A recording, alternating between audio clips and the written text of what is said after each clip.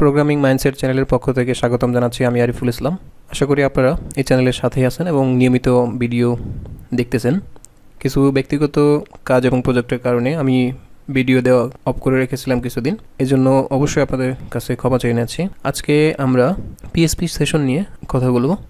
PHP session নিয়ে কথা বলার আগে প্রথমেই আপনাদেরকে বলতে চাই সেশন কেন ইউজ হয় এবং সেশনের ইউজ কেসটা কী। সেশন সাধারণত একটা ইউজার যখন কোনো ব্রাউজারের মাধ্যমে ওয়েবসাইটে প্রবেশ করে, ওই ওয়েবসাইটটা ব্রাউজ করা পর্যন্ত, বের হয়ে যাওয়ার আগ পর্যন্ত যতটুকু সে ব্রাউজ করে এবং ওয়েবসাইটের বিভিন্ন পেজ ভিজিট করে, সবগুলোই ওই ইউজারের সেশন। ওই সেশন ডাটার মাধ্যমেই আমরা ইউজারকে ডিটেক্ট করতে পারি। ধরেন কোনো ওয়েবসাইটে আপনি লগ ইন করলেন, লগ ইন করার পরে আপনি ওই ওয়েবসাইটটিতে আপনার ডাটা এবং অন্যান্য প্রোফাইল এবং অন্যান্য যে ডাটাগুলো আছে সেগুলো আপডেট করলেন এবং লগ আউট হয়ে বের হয়ে গেলেন। এই সব সময়ই আপনার সেশনটা তৈরি হবে লগ ইনের পরে, এবং যখন বের হয়ে যাবেন তখন আপনার সেশনটা ক্লিয়ার করে দেওয়া হবে। তো সেশনটা আমি আপনাদেরকে পিএইচপি কোডের মাধ্যমে কীভাবে ইমপ্লিমেন্ট করতে হয় সেটা দেখানোর চেষ্টা করব। তো চলে যাচ্ছে আমার ভিএস কোডে। সেশন ইউজ করার জন্য পিএইচপিতে ইনবিল্ট একটি সুপার গ্লোবাল ভেরিয়েবল রয়েছে, সেটা হলো $_সেশন। এখানে যদি আমি লিখি,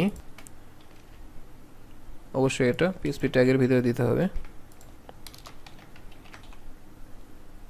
আনডিফাইন্ড গ্লোবাল ভেরিয়েবল $_সেশন। এর কারণ হলো আপনি যখন সেশন ভেরিয়েবলটাকে ইউজ করতে চাবেন তখন অবশ্যই আপনার পিএইচপি কোডের একদম টপে সেশনটাকে স্টার্ট করে নিতে হবে। তো আমি এখানে সেশনটাকে স্টার্ট করে দিচ্ছি।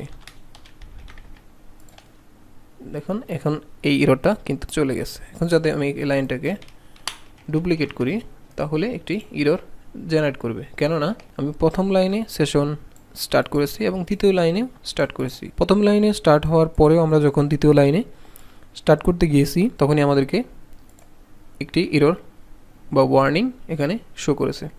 তো আপনার সেশন যদি একবার স্টার্ট হয়ে যায় সেটা পুনরায় কোনোভাবেই স্টার্ট করার দরকার নেই। এজন্য আমি বলবো আপনারা যখন কোনো প্রজেক্ট করবেন সেশনটাকে একদম টপে স্টার্ট করে নেবেন।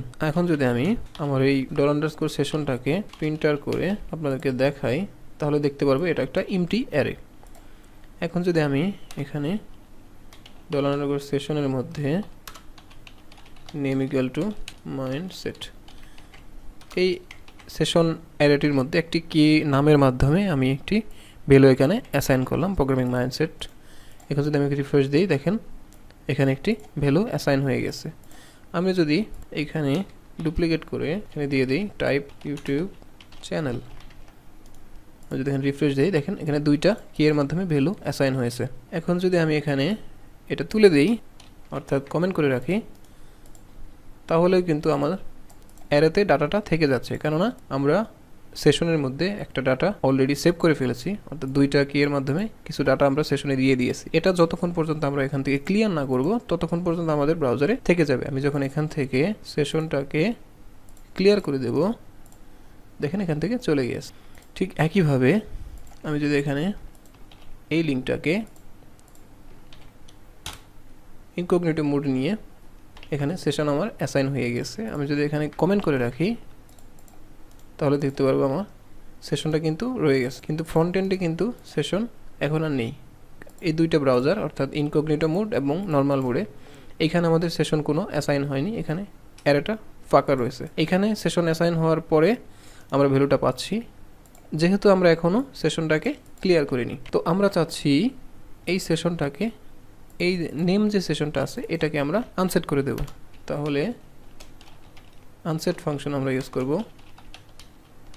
এখন দেখি আমার $সেশনে কি ভ্যালু চলে আসে, এখানে টাইপ চলে আসছে, কেননা আমরা সেশন ভেরিয়েবল থেকে আমাদের নেম যে কিটা রয়েছে সেটাকে ডিলিট করে দিয়েছে। এখন যদি রিফ্রেশ দিই দেখেন আমাদের শুধু টাইপটাই রয়েছে। তো এই সেশন ভেরিয়েবল আমরা কাজে লাগিয়ে ইউজারকে যখন লগ ইন করাবো তখন ইউজারের কিছু টেম্পোরারি ডাটা আমরা সেশনে সেভ করে সেই ডাটাগুলো পুরো প্রজেক্টে লগ আউট না হওয়া পর্যন্ত ইউজ করতে পারবো। আমরা যখন রিয়েল লাইফ প্রজেক্ট করব এই টিউটোরিয়ালগুলো শেষে, তখন আমি আপনাদেরকে বিস্তারিত দেখানোর চেষ্টা করব। তো ভিডিওগুলো ভালো লাগলে অবশ্যই কমেন্ট করবেন এবং আপনাদের কোনো মতামত এবং জিজ্ঞাসা থাকলে অবশ্যই কমেন্ট বক্সে জানাবেন। চেষ্টা করব আপনাদের প্রবলেমগুলো সলিউশন দেওয়ার। আজকে পর্যন্তই, ধন্যবাদ।